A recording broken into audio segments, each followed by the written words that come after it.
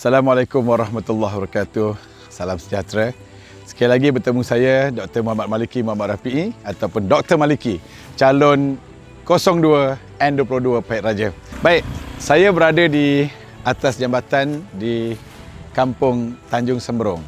Ini adalah satu kampung yang sangat besar maknanya kepada kawasan ini kerana di sini juga terletaknya Mukim 7 ataupun panggilan kepada Mukim Tanjung Semberong.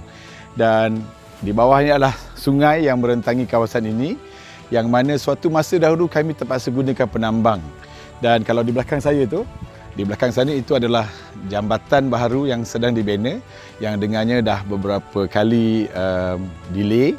Tapi Alhamdulillah, terima kasih pada kerajaan negeri dan juga kerajaan pusat yang telah membantu menzahirkan jambatan ini kerana jambatan ini akan menjadi pemangkin kepada pembangunan kawasan Mukim Tanjung Semberong ataupun Mukim 7.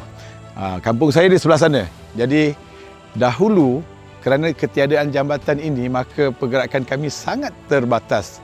Kami terpaksa guna penambang, kami terpaksa menumpang laluan di estet dan Kampung Tanjung Semberong ini sebenarnya adalah sempadan antara kampung tradisional dengan kawasan estet yang sekarang milik Genting Plantation.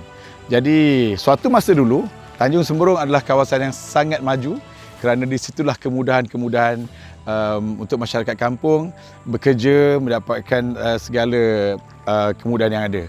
Namun kini agak terbiar dan tertinggal kerana fungsi-fungsi bekerja dalam ladang ini telah diambil alih oleh pekerja dari Indonesia khususnya.